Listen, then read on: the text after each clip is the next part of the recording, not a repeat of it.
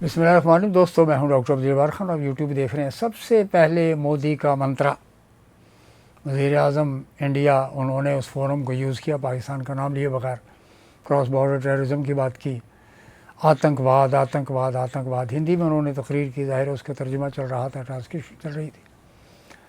یہ ہے موقع شنگھائی کوآپریشن آرگنائزیشن, جو کہ پریزیڈنٹ زی نے آپ کو ایک اپرچونٹی فراہم کی ہے کہ آپ جو ہے ریجن میں اس علاقے میں پارٹنر بن کے رہیں, دشمنیاں چھوڑ دیں.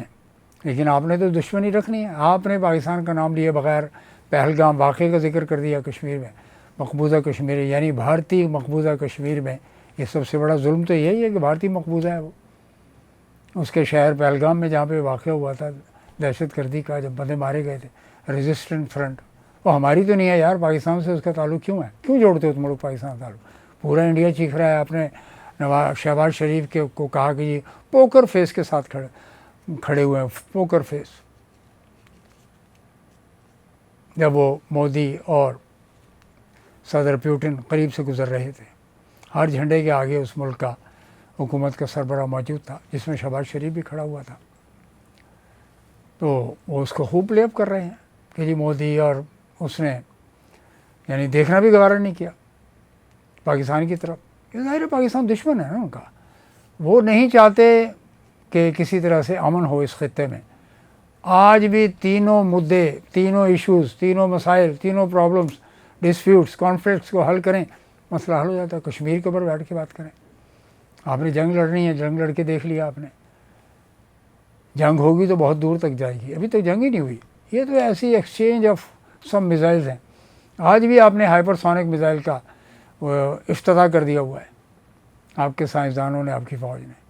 اینڈ کیا ہوگا؟ یہ برہموس واپس ہی نکل کے ادھر ہی جائے گا نا جدھر سے آیا تھا. ایسے ہی ہوگا. یہ 25 کروڑ عوام کا جو ملک ہے, یہ بڑے پکے حب الوطن ہے. تکالیف ہیں, مشکلات ہیں, ہر سال آزمائش سے گزرتے ہیں. اور سب سے بڑی آزمائش تو ہمارے حکمران ہیں. سبق سیکھیں آپ انڈونیشیا سے, اور ہماری اسٹیبلشمنٹ کو بھی سبق سیکھنے کی ضرورت ہے. سیاستدانوں کو بھی سبق سیکھنے کی ضرورت ہے. یہ جو لوٹ کھسوٹ کا بازار آپ نے مچا رکھا ہے پارلیمنٹ میں بیٹھ کر, جو غریب کو غربت بڑھائی جا رہی ہے. 45 سے 60% جہاں پہ غربت ہو, 45-47 recorded by the world bank reported. And باقی میرا اسٹیمیٹ ہے, میں اسٹوڈنٹ آف اکنامکس کا, سروے کرا لیں, پتہ لگ جائے گا آپ کو کتنی کیلوریز پر. کسی بھی فارمولہ جو ہے پاورٹی میجرمنٹ کے کسی ایک فارمولے پر آپ متفق ہو جائیں اور اس سے پاورٹی کا نکال لیں. ویریشن کتنا ہوگا؟ ٹالرنس انٹرول 5% ہوگا میکسیمم, اس سے زیادہ نہیں ہوگا. نکالیں آپ, کسی بھی فارمولے کو لے لیں آپ. پی پی پی پرچیزنگ پاور پیرٹی لے لیں, کنزمپشن بیس لے لیں, سیونگ بیس لے لیں, دیکھ لیں. آپ کو تو آپ کے پاس تو بڑے بڑے ایکسپرٹس موجود ہیں. بیورو اسٹیٹسٹکس کو کہو کہ سروے کریں. یونیورسٹی کے اسٹوڈنٹس اویلیبل ہیں, ان کو بھی کچھ تھوڑا سا وظیفہ مل جائے گا.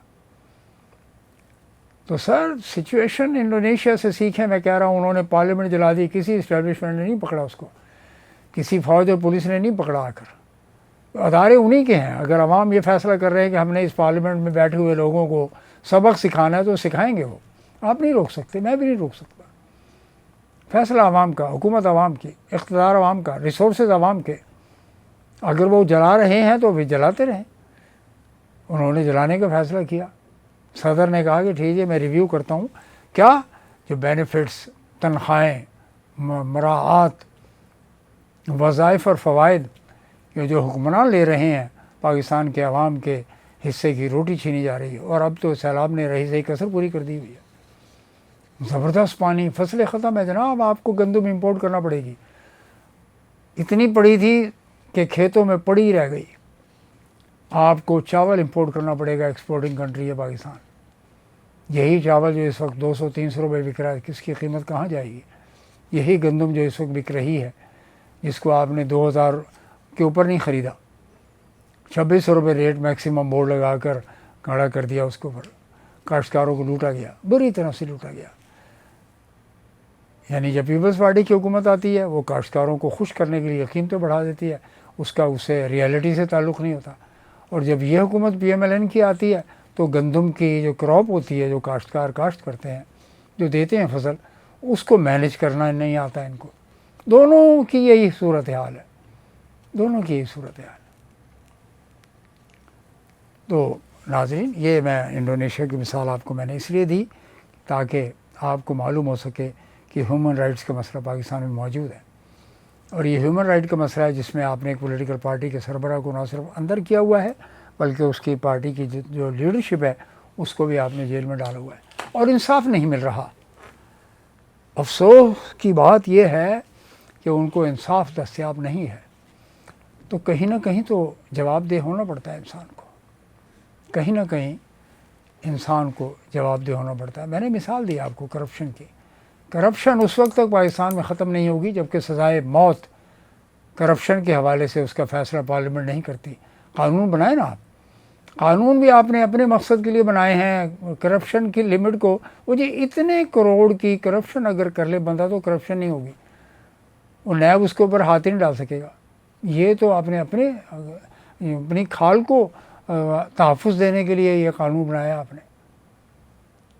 تو اگر اسلامی سزاؤں کی بات کوئی کرتا ہے تو غلط تو نہیں کرتا، کہ اگر دروں کی سزائیں ہیں اس کی بھی مخالفت ہوتی ہے کہ ہیومن رائٹس کا مسئلہ ہے، اور اگر ویسے ہی آپ نے ہیومن رائٹ نہیں دینے عوام کو تو پھر وہ تو جیل میں سڑتے رہیں گے۔ تو یہ کچھ ٹاپکس میں نے آپ کی خدمت میں پیش کیے ہیں جو انتہائی خطرناک انڈیکیشنس ہیں۔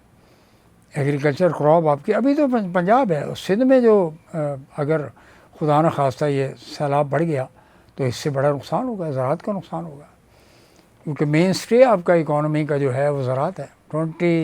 25% رفلی آپ کا جی ڈی پی کا 1/4 زراعت پر ہے، باقی جو آگزریز ہیں، ایسوسیٹڈ انڈسٹریز ہیں، انٹرمیڈیٹ گڈس ہیں، سب کچھ، ٹیکسٹائل کا سیکٹر ہے وغیرہ وغیرہ، لائیو اسٹاک ہے۔ And we have not been able to manage جو بھی صورتحال پیدا ہوئی ہے اس کو مینیج نہیں کر سکے۔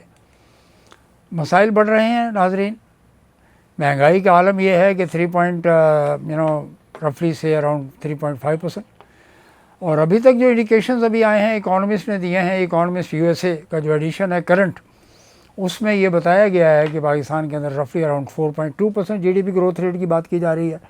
انڈیا کی 7% پلس ہے، انڈیا کے اندر بھی انڈیا کی بھی اکانومی، یہ 2025 کے اس کوارٹر کی بات ہو رہی ہے جس میں میں آپ کے سامنے بیٹھا ہوں،